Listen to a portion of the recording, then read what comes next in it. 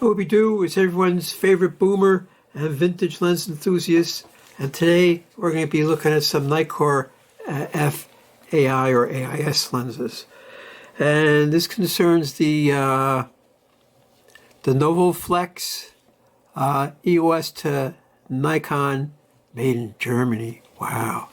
So I have it on the Zoom NIKKOR 28-50 3.5. So what you do if you want to remove it, see there's this little tab here. So you gotta press that, and this little piston pops up. See there's that little piston there? So you'll press this, the piston pops up. I'm not saying it's easy, but it does come off. There we go. See? That wasn't so bad, was it? Now, I happen to have a Canon T1i, which is an EOS DSLR. And I was shooting with this bad boy, the Nikon Zoom NIKKOR 35-70 3.5. Oh, what a fine lens this is. I've used it extensively on mirrorless cameras, and it's a really nice lens. Oh, Nikon, you gotta twist them different than everybody else. There you go. So that's it. It goes on there. And then it goes on there, and that's it. Of course, this is a vintage lens. It's fully manual focus, manual aperture. If I put it in manual, I can take advantage of the fact that whatever aperture I stick here, this will give me a suggestion in the viewfinder of what the shutter speed is supposed to be. It seems to be overexposing a little bit, but then I think I had the screen brightness I had down too low, so I turned it back up. So now when the screen looks bright, I can dial in a better shutter speed. Yeah, old school, all metal construction except for these rubber rings. It's a 2x zoom, 70-35. It stops down to f22, believe it or not.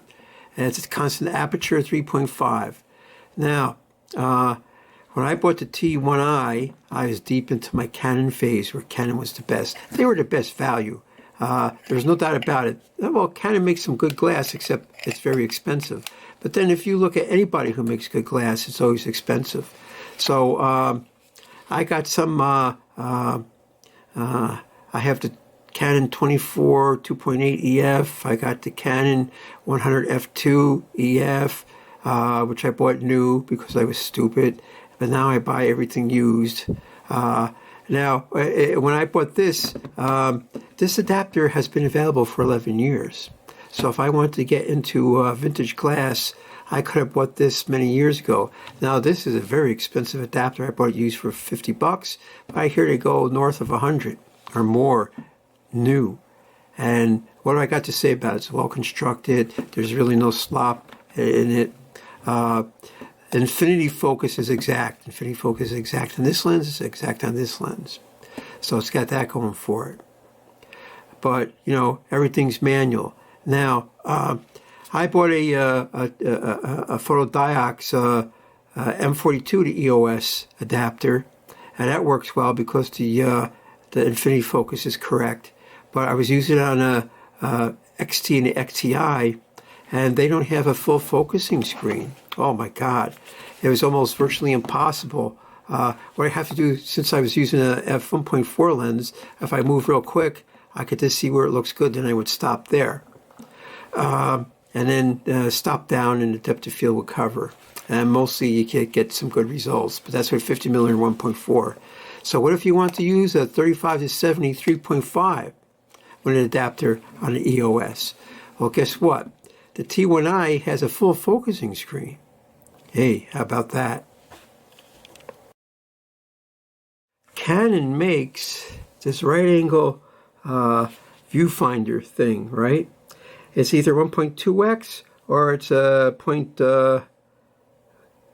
it's 2x, right? So on the XT and the XTI, because their focusing screen is aerial and it's not really a focusing screen, it helped, but only a little bit.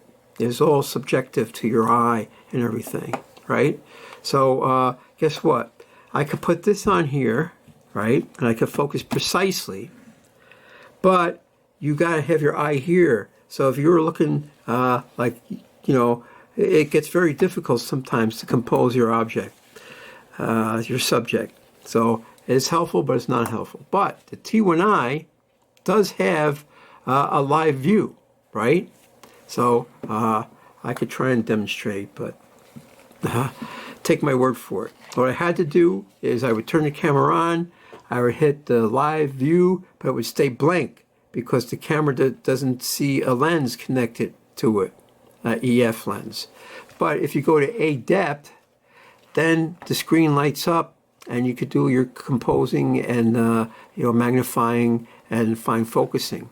But even that's awkward in a lot of situations. It would require like a tripod almost all the time.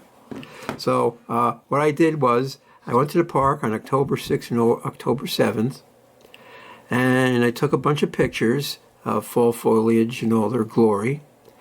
And this is what I discovered. The T1i has a pentamirror, not a pentaprism. The viewfinder is a little dark. You have to focus on something that's in bright sunlight.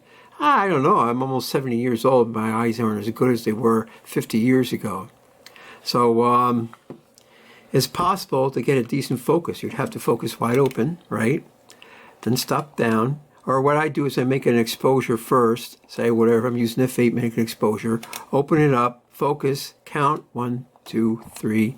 I'm at f8, then I shoot. And then hope you don't move far away. I mean, if you're close up, right, even at f8 and f11, a little bit of distance is going to throw you out of your depth of field. So, and that's exactly what happened.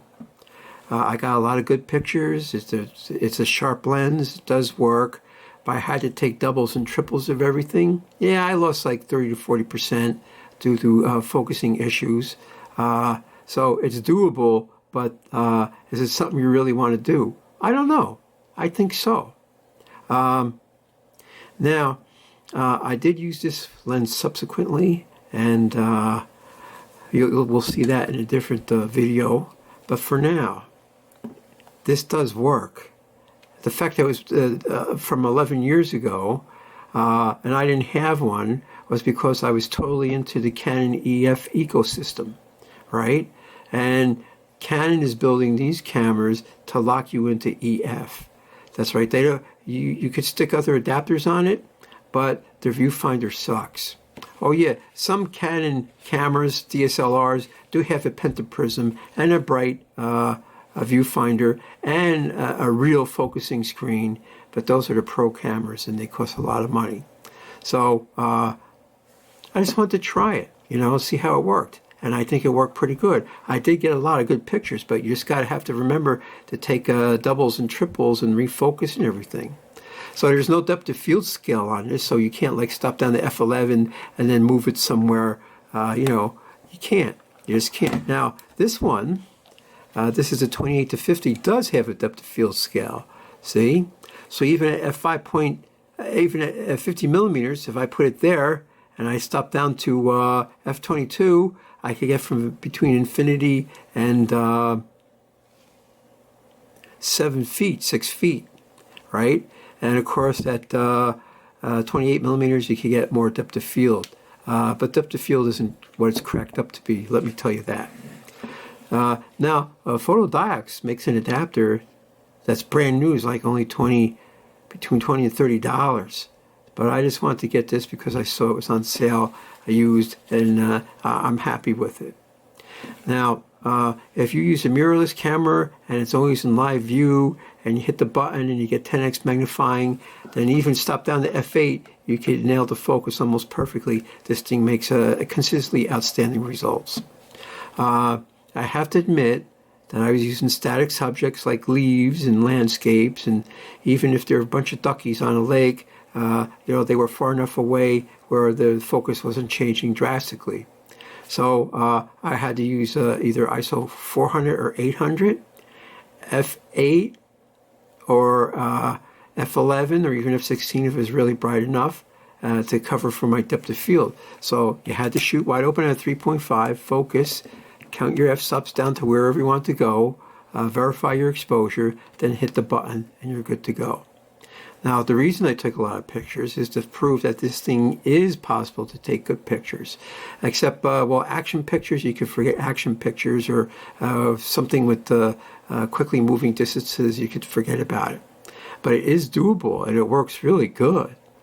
And if you're really into photography and you got some old Nikon F lenses, you could chuck them on a Canon. And now the T1i is a really nice camera. You could pick them up cheap, like for under $200 and like new condition. So, you know, if you want to experiment, go ahead and experiment. So it was October 6th and 7th. I used this lens mostly at either 35mm or 70mm, though I did do a couple of 50s, right? Mostly it was the f8 or f11, although I did use f5.6. Some of the pictures, well, I had to sharpen them up a little bit because I like the composition or the colors. It's interesting. You could take a picture of a leaf that has a lot of red and oranges in it, and it can look blurry, but the edges could look sharp. It's because the way the camera is storing the information from the chip, it's aliasing fine detail in the color sections, but if it comes to a border, then it could sharpen the edge much more better. So that was pretty weird. But I did get a couple of pictures that came out tack sharp, and all the rest were acceptable. The ones I'm showing you are more than acceptable, and all the ones that were blurry, well, they're gone. They went into the ether, or, you know, the black hole of digital rejects. And the next one is going to be this. The next couple of days, I walked around the same park with this and tried that out. But this is a fine lens. If you got a mirrorless camera, get yourself an adapter, pick one of these up. They're dirt cheap, in excellent condition. And, you know, I grew up in the 60s, 70s, and 80s where I had techno-lust over these things. And, well, I just couldn't afford them. And now, you know, well, it's funny. You pick it up for 125, but maybe a brand new in the 70s, it was 125. But, you know, if you're only making $150 a week in the 70s or something, then this is like big money. And of course, nowadays, if you're taking home $800 a week or something, then $125 is really nothing for your hobby. So it's funny how those things work out. But considering that this thing is like 40 years old and you can stick it on a new DSLR and get excellent results, that's amazing. So it's the NOVOFLEX EOS to Nikon F mount on the Canon T1i EOS. And I was very pleased with it, although it's challenging. And isn't that what you want in photography, challenges? You know, I went to the park. I go to the park every day, and I never see the same person twice. And right when the trees were peaking, I saw two people taking pictures. They had their DSLRs with them. And aside from that, I never see people taking pictures, which is really weird. So let's jump right into the slideshow, and then you can see what it's all about. I went to this park on October 6th and October 7th, and this first section is October 6th, where the sky was very clear. This lens performed well in bright sun when I was able to focus through the dim viewfinder of this T1i. I lost a lot of pictures because they just came out blurry, even though I thought they were sharp. Because while you're fiddling with the controls and everything, you might move a little bit, especially on close-ups. And then, well, you're out of focus. Now, it had excellent infinity focus, and that made things easy there. But these close-ups where I was like, you know, 4:3, less than 2 feet away, it became problematic. Oh, the lake was beautiful. And the trees were blooming out individually. Instead of them all being synchronized and turning colors, some were going earlier and some were going a little bit later. And what happens is once a tree blazed out, it was completely bare 2 days later. So if you were going to the park every day, you could see that. The canopy was thinning out. And then overnight, all these red leaves would fall on the ground, and there's no sense taking a picture of the bare tree. You take a picture of the leaves on the ground, and that's what I was doing. And a lot of pictures did come out really, really sharp. Of course, these, like I said before, these are static images. There's no movement. And I was able to compose and focus and adjust all the controls like old school and everything, and I got some really good results. Now, these are going by real quick, and if you see one picture you really like and you want to study it, you can always hit the pause button, the space bar, right? And then, like that. I'm sorry that I'm whizzing through them all, but I did take even more pictures in this, and I had to get rid of them because they came out blurry. Now, it could be because of some camera motion. If I was using too slow a shutter speed, I wasn't paying attention, or mostly it was the focus. I could have focused precisely, but then as I readjusted the camera, it could have moved forward or back a little bit. 35 millimeter is really sharp, stop down, and at 70 millimeters, oh, it was fantastic too. Wow, that's a really nice lens. Of course, it is a challenge on the Canon EOS system, but it's doable. I guess it would be great. I'm going to make a recommendation to get this adapter and see if you can find the NIKKOR 1000 millimeter mirror lens. Oh, then that doesn't matter. You would have it on a tripod anyway. You could use live view to focus perfectly and then snap away to your heart's content. Although this was totally usable, and I like these results I got. And this is how it was. One tree was red, one was yellow, the rest were green, and if you come back 2 days later, those colorful trees would be down, and maybe, just maybe, one other tree was starting to turn. Of course, now that the weather is getting cold and wet, everything's going to be down really, really quick, really quick. So it's, and here's infinity focus right on the money. So it's the NIKKOR 35 to 70, 1 to 3.5 on the Canon EOS T1i. A good combination.